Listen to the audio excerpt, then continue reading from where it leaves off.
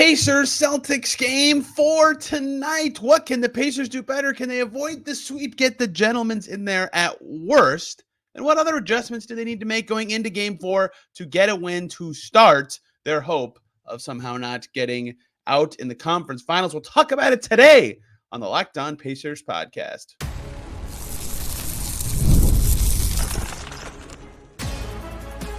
You are Locked On Pacers, your daily Indiana Pacers podcast, part of the Locked On Podcast Network, your team every day. What up, y'all? Happy Monday. Hope you had or are having, if you're having a long weekend, a great weekend, and welcome into another edition of the Locked On Pacers podcast, where we, of course, talk about the Indiana Pacers. As always, my name's Tony East. I cover the team for Forbes and SI, and today, Game 4 will happen in Gainbridge Fieldhouse. As big as it gets for the Pacers, but a little less than last time where the series was on the line more so than this time. Teams have come back from 3-1. No one has ever come back from 3-0, yet that is where the Pacers are. What can they do better in Game 4 to avoid getting swept, to start what would be a historic comeback if it were to actually happen, although very few expect it? What can they do better from an adjustments perspective? Should they change the starting five if they don't have Tyrese Haliburton again? All sorts of stuff to get to break down Game 3 and beyond for the Pacers. So let's start with this. Look, someone pointed this out correctly in the comments of the last YouTube video. Like the 3-0 versus 3-1 thing. Like the Pacers came back from 2-1 last round and we're down 2-0 and then won 4 of 5. Like teams can win 3 of 4 in the NBA. Teams can win 4 of 5. Winning 4 in a row against anyone's really hard. I said that yesterday, talking about the inverse of the reality the Pacers are in, where the Pacers have 47 wins this season and the Celtics had 64, right? That's a 17-win gap. Imagine the Pacers having to beat a 30-win team 4 times in a row. You'd have confidence they'd win most of them, but all of them no. And the other reason to bring that up is the Pacers played every team in the league a certain number of times this season. They beat Atlanta 4 times. They beat Detroit 4 times. That's it. The Bucks. They beat the Bucks a lot too. They had the extra in-season tournament game. I forgot about that.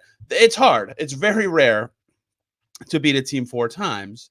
And 2 of the teams that they beat 4 times were actually good. So it is possible, but it's very rare and very challenging considering the quality of opponent. The Wizards all the crappy teams beat the Pacers. If you've been following them all year, you know that.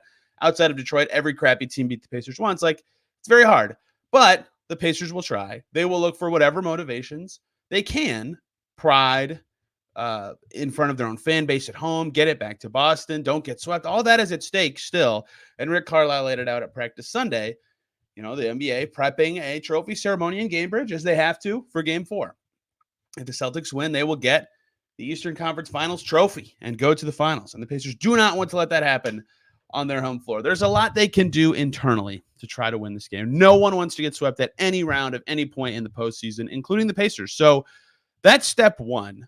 Step 2, 3, and 4 to winning 4 times in a row is playing really well against the Celtics, and that has proven to be really hard. So let's talk about some of the stuff they can actually do better in this game, because simply wanting it more isn't a thing that will be so sufficient for 4 games, although it will matter certainly to the extent that the Pacers can make it a thing in Game 4. To me, at home, one team up 3-0, there is a lot of motivational differences at that point in a series. And officially, I should add, Kristaps Porzingis, there was reporting earlier in the series, excuse me, that he would return for Game 4. He is listed as out as of the last injury report that came out before I recorded this. And Tyrese Haliburton is listed as questionable with that hamstring soreness. Rick Carlisle did not provide an update on him on Sunday. So perhaps similar looking teams to Saturday night. Perhaps Haliburton back. Maybe Porzingis gets upgraded later in the day, although we've seen how those kind of finding situations go. Dame went from doubtful to questionable or whatever before. Like, it's not unheard of. But that is the current reality of the situation the Pacers are facing, too, is with injuries. And that's where I want to start, literally, is what the Pacers did from a starting 5 perspective. If you listened to me, I said I predicted they'd start McConnell, but like kind of towed the line and said, I don't know what they'll do, because Carlisle has an affinity for keeping his bench unit together, which makes sense. And they didn't end up starting McConnell. They started Ben Shepherd with Haliburton out for Game 3. And then you can sub out Shepherd earlier and then still get to your bench unit. And like the difference between Ben Shepherd's still a part of the bench group, right? Like you're still changing it in some way. The difference is McConnell like is the bench, right? He is the identity setter. He is the reason it all kind of clicks and works. If you take him out, it doesn't work as much. If you take Shepherd out, they can still try to play that identity. Maybe it's just worse or different with less chemistry.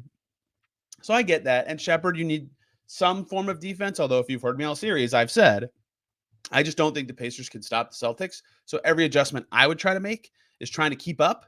And I would be looking at offense in every single turn.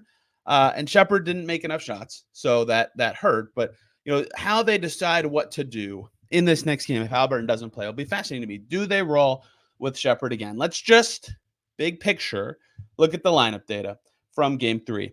The Turner, Siakam, Nembhard, Nesmith, Shepherd group, aka the starters, played 16 minutes in Game 3. They lost those minutes by 10 points. They were really bad on defense, actually. They were really good scoring, 37 points on 30 possessions. They'll take that every day. That's insanely good offense, right? That nets out to an offensive rating of 123.3. That's great. That will keep you up with the Boston Celtics. They defended awful, and they shot bad, too. They were 1 for 7 from deep. They've got to defend better if they're going to start that group. And like Shepherd is, in theory, a positive defender with size against this team. And the way they opened the game, Shepherd was on Derek White, Aaron Nesmith was on Tatum, Siakam was on Brown, and Andrew Nembhard was on Drew Holiday.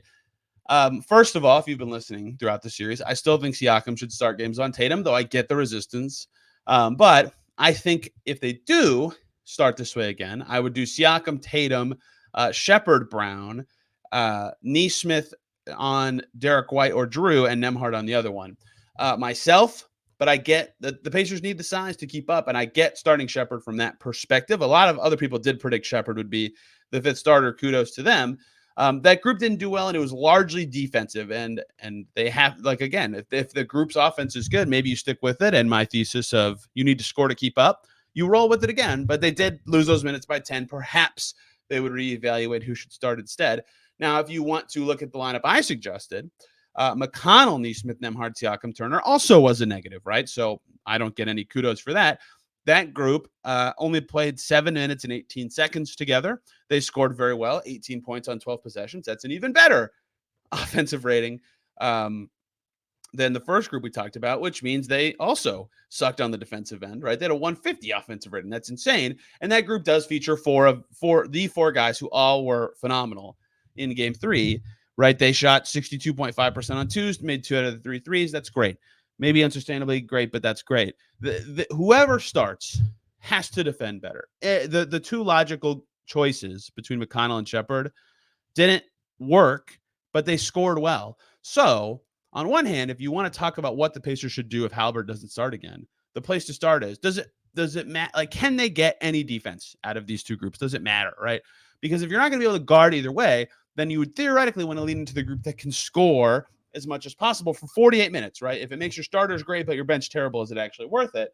So I still think there would be merit the only reason I say this is because if both groups played great on offense and terrible on defense, the group that was slightly better on offense would be where I would lean. So maybe they do just start McConnell in Game 4 because that group scored better. A lot of the Pacers' top played lineups in Game 4 were negative. In fact, all 6 lineups the Pacers played more than 2 minutes in Game 4 were negative, which is crazy to me. Every little pocket lineup they had where they were mixing and matching was positive, and that's how they were able to only lose by 3 and be winning late. But all their big minute groups were negative and couldn't guard, right? And that's kind of been the story of the series to me is the Pacers defense just hasn't been good, and they can't keep up offensively with the Celtics offensive level. So I would opt, as I've said all series, for the starting 5 that can score as effectively as possible. And if Haliburton plays, it's just whatever their normal starting 5 is. If he doesn't, I might try McConnell. I really might. He was sensational. They tried that group. They had that group in late for good reason. I would try it as the Pacers. It's do or die. You got to try something. Ben Shepherd did not do anything wrong. I mean, he didn't make shots. I suppose you could say that that's doing something wrong, but they're on their last life, and if Haliburton can't go, that is something I would consider. Other lineup stuff to talk about, more adjustments as we hit Game 4 of Pacers Celtics to talk about as we continue here on Locked On Pacers. Before we do any of that, though,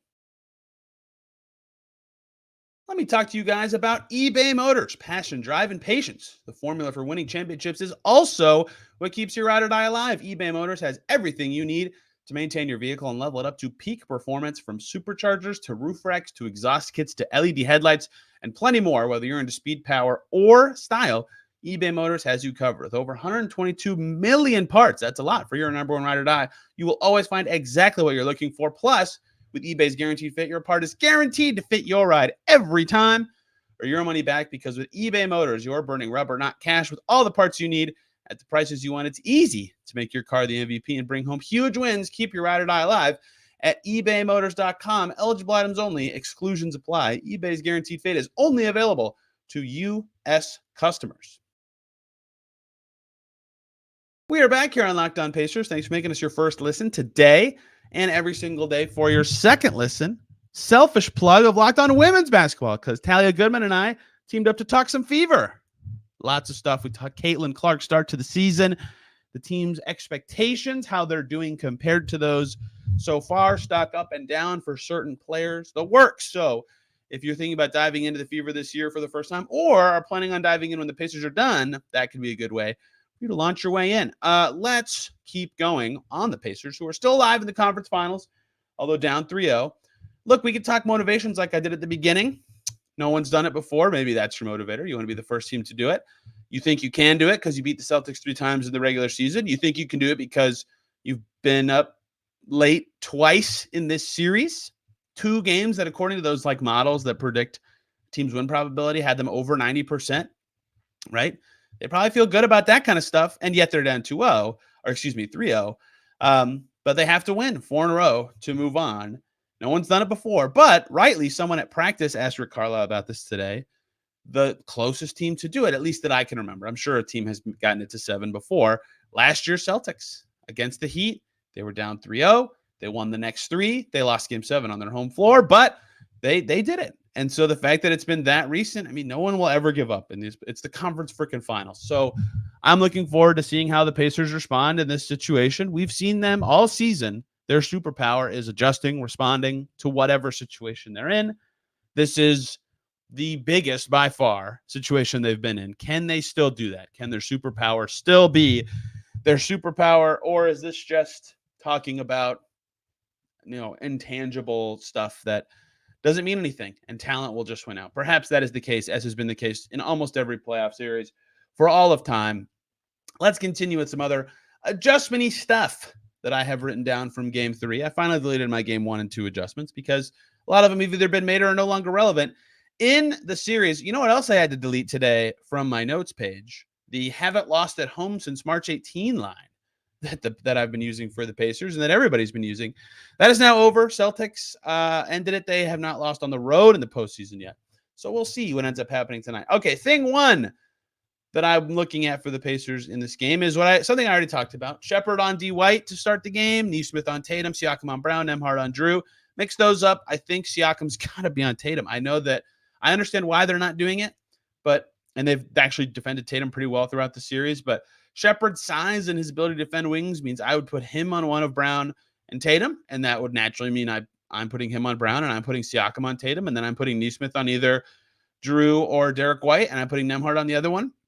I think Nembhard on Drew made a lot of sense, so perhaps I think Nesmith should be on Derek White, but if Haliburton starts, the matchups are obvious with Siakam on Tatum still. Otherwise, I think they got to mix those up, but it's just so hard to stop the Celtics. So I get that might be grasping at straws for some sort of change. So I think the Pacers did very well in game 3. And this is something Rick Carlisle talked about today, is not this specific thing, but they got in the paint really well in that game, right? They didn't shoot well, and yet they were in it late because it's, I believe, 68. I'm double checking while I'm talking. Points in the paint. Something Rick said is that, they looked through stuff that they did wrong that they would like to correct in game 4, right? Naturally, that's what film sessions are all about. But they also looked at stuff they did well that they want to do again. They got to the paint whenever they wanted, right? Whether that was McConnell or Nembhard or the bigs. 68 points in the paint for the Pacers in that game. I'm checking right now if that is their top number in the postseason. But that's sensational, and that is a requirement, especially if they don't have Haliburton to generate the threes. That is a requirement for them to be in these games. And I think the Celtics will try to adjust in some way to, be better at, defending around the basket and making that not a reality. But that was something the Pacers did extremely well in that game that they have to continue to do. And Rick said they talked about the stuff they did well. Well, that was the thing. 68 is their most points in the paint in the postseason. When they reached 60, they are now 3-3 actually in the playoffs, with their 2 losses previously being games 1 and 2 to the Knicks. And then this loss was now their 3rd one.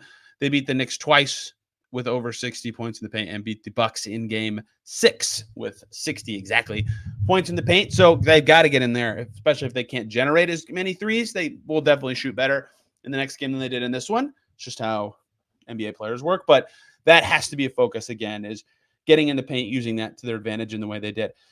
Okay, we saw the big group a little more in this game. I'm going to keep harping on this as something that I think they just need to keep exploring, and that is Toppin and Siakam and a center. They went to it a few more times in game 4 with success. In fact, they went to it jumbo huge groups to mix things up. We saw Turner, Nembhard, Shepherd, I'm on the wrong line. We saw Toppin, Siakam, Turner, Nembhard, Shepherd. That group did well for its short little stint. We saw, I can't find the other one now. This is so bad.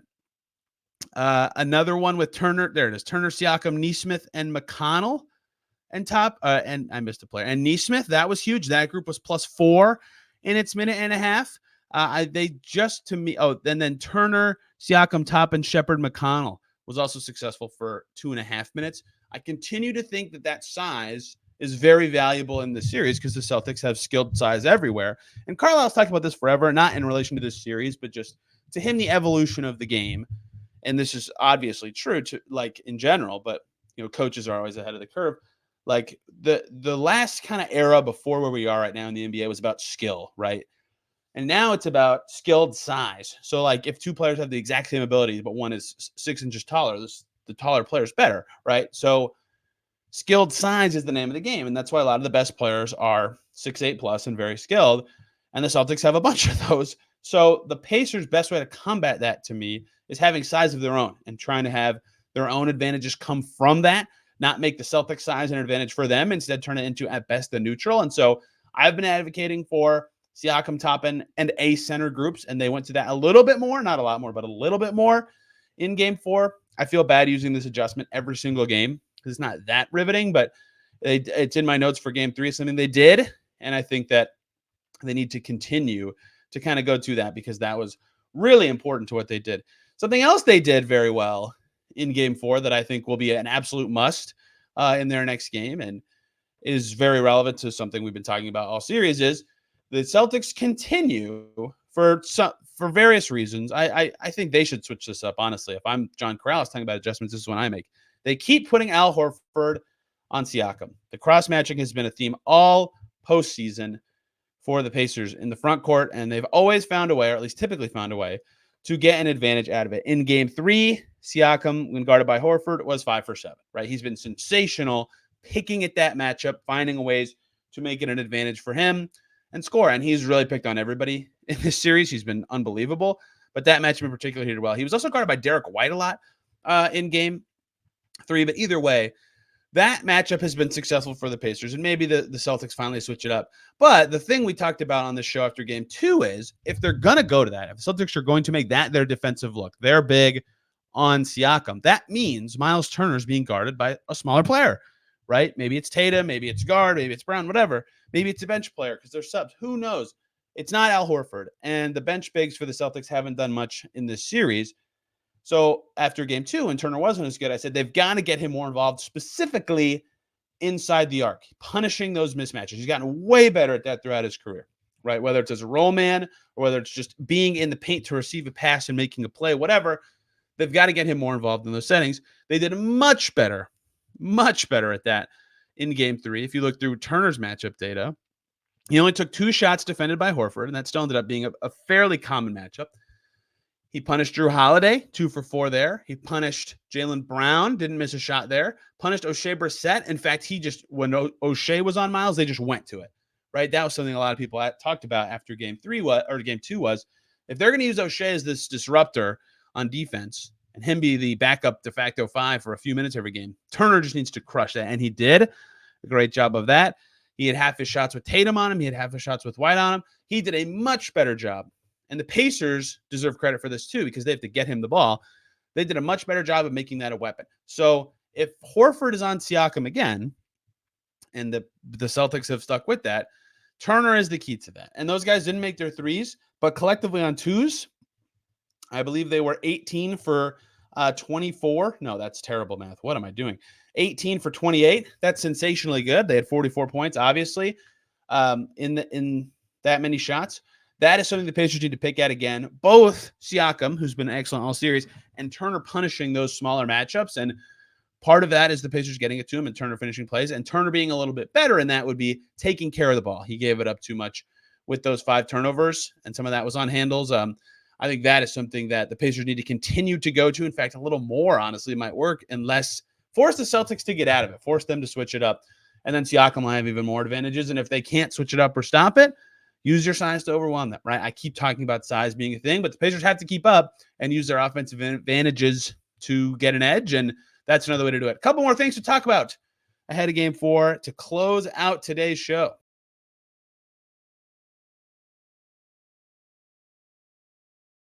Back here on Locked On Pacers. Thanks for making us your first listen today and every single day. For your second listen, check out Locked On NBA for the latest and greatest around the association, including coaching rumors and news as that carousel goes, or the latest on the draft stuff after the combine, or the other series going on. And they'll be talking about this series there too. Mavs, Wolves, Locked On Wolves and Mavs could be a good place for you to go next to hear about that crazy Game 3. Mavs dominant 3-0 series lead despite 3 tight games. What a fun series that's been. The Mavs on the right side of all of them. Well, like that would be an interesting one to see where that goes next. That would be a series that I'm curious about, what the Wolves look like down 0-3. And Locked On Wolves, I can tell you about it. Also, if you went to the Indy 500 yesterday and you're listening to this and you're recovering, I hope you had a very fun time. Looked like a crazy race. I'm glad they were able to get it in. Very exciting for Indy. Very exciting that it was on TV. Let's close out this show. Let's talk basketball. Something the Celtics did that was new in Game 3 that I thought was really interesting, and I actually thought a pretty smart adjustment from them. They played Xavier Tillman. First of all, that's a start to him, and well wishes to Xavier Tillman, given what he's been going through in this postseason, specifically in the series. Personally, they went to a couple groups with him and Horford that also had huge wings on the floor. That's a ton of size. In fact, the third most used lineup for the Celtics in Game 3 was Jaylen Brown, Jason Tatum, Xavier Tillman, Al Horford, and Drew Holiday. That is just huge. 130 offensive rating, +2 in those minutes were the Boston Celtics, who made every 2-point shot they took with that lineup on the floor. That is a huge group. That is an advantage everywhere. Whoever the foreman is, Siakam's got to be on the floor against that group because he will naturally have an advantage. But I think the Celtics will go back to that. And the Pacers have to figure out how to get the speed and size on the floor to combat it, because that's a 2-guard of Jaylen Brown or Jason Tatum. Like that is just a massive group, right? And I think that was the only Tillman plus Horford lineup that the Celtics actually deployed, but they deployed it a lot. And I think they're going to go back to it, and it's up to the Pacers to find a way to combat that and to play better against it. And maybe that's playing more size with that group I already talked about. Maybe that's getting speed out there, but they have to have a unique combo out there to actually combat that one. Last thing that I want to get to and kind of talk about to opine to close this one, because I've cut through a lot of the adjustments here. The Pacers cannot beat themselves in a Game 4. They didn't beat themselves last game. They only had 11 turnovers. That's much better. Turner's got to clean that up. I talked about that. But they have had a lot of fouls every game in this series, right? They did not shoot well from 3 at all in Game 3, despite that being something they've been very good at all season, and they're not going to be able to generate as many good looks without Haliburton. I understand all these things. If the Pacers lose 3 games in this series where they feel like they beat themselves, that is so deflating. That is just as humbling as it can be that you get that far in a season, this far, they're still playing. You get this far in a season, you're in the conference finals, you're the underdogs everywhere, and you give yourself so many chances and then beat yourselves like that would hurt so much. They have to play I think, a very focused and precise game to have a chance, because we've seen the Celtics, who have this giant margin for error because they generate so many good threes. They have so much talent. They can have a pretty crummy game from a couple star players, and Al Horford just hit 7 threes and you lose, or they just get hot at the right times. Like, they're so good. They have so much talent on both ends of the floor, top 2 in both offense and defense this season. You cannot be imprecise. You cannot beat yourself with turnovers and fouls and inaccurate shooting or poor decision making from beyond the arc. The Pacers have to play they need to play with the focus and tempo they had in Game 3 and the shooting they had in TD Garden, especially if Haliburton doesn't play. That would be my last adjustment, is the play better adjustment. Has nothing to do with any specific thing that happened in Game 3. Just that's what it comes down to sometimes. The play better adjustment. The Wolves used it very well in the second half of Game 7 last round. The Pacers used it very well in Game 7 last round. They need to do it again. If Haliburton does play, I'll be fascinated to see how much different the Pacers actually look in this game compared to how they looked early in the series, and how much actual ability and health he has, right? If he looks just perfect right away, exactly like the star All-NBA guy who was, impactful and somewhat terrorizing early in the series, that would bode well for the Pacers' chances, right? They've been in all these games. They are very capable of keeping up with the Celtics when he's out there, because he does, he leads a successful offense, right? And that's what I've been talking about all series. They've got to find a way to keep up. I think him playing is so vastly important, because if he doesn't, the Pacers have to play so perfect. They have to do all the stuff they did in Game 3 and even a little better. Get in the lane, find the right lineup combos, defend well, timely. They need a couple role guys to step up. That didn't happen. They need to shoot a little better, and they can do it. They beat the Celtics in the game. Haliburton got hurt this year. They won 5 or 6 games without him this year. I was trying to think of all of them today. Atlanta, Miami, that Boston game, Washington, Sacramento, to name a few. They can do it. They can do these things. It's going to require them to not beat themselves. And if he does play, they get a little bit of margin for error, but their talent deficit is so big. They have to play so well. And these little adjustments we've been talking about all series, many of them have been successful. Some not, because I'm not the smartest person, but I'm doing my best. Will be vital. Tomorrow, depends what happens. If they lose and the series ends, as has been customary in the playoffs, for the series ending game, Rhett Bauer will join us. We'll talk about what happened in Game 4 together and what comes next for the Pacers, as we've done after every series. The what comes next before has been another series. This time it would be the offseason. If they win, Rhett's not coming on. Who cares about that? We'll see him later. We'll talk about what went well, how this worked out for the Pacers, how they extended their season. Can they do this again? Was it repeatable? Should they feel good about where they are? No one will feel good about being down 3-1, but all sorts of good stuff should they win the game. And then we'll go from there. So look forward to that for you daily listeners. Thank you so much. Hope everybody's enjoying their long weekend and enjoyed today's show. If you did, thank you. I am on Twitter at Tony R. East, and the show is there at Locked On Pacers. I didn't say this, but check out Locked On Celtics with John Corrales for the other side of this perspective. Saw him at Game 3. He's here in Indy, so he's been crushing it, covering this series in many ways. Thank you all for listening. Have a wonderful day. We will see you tomorrow.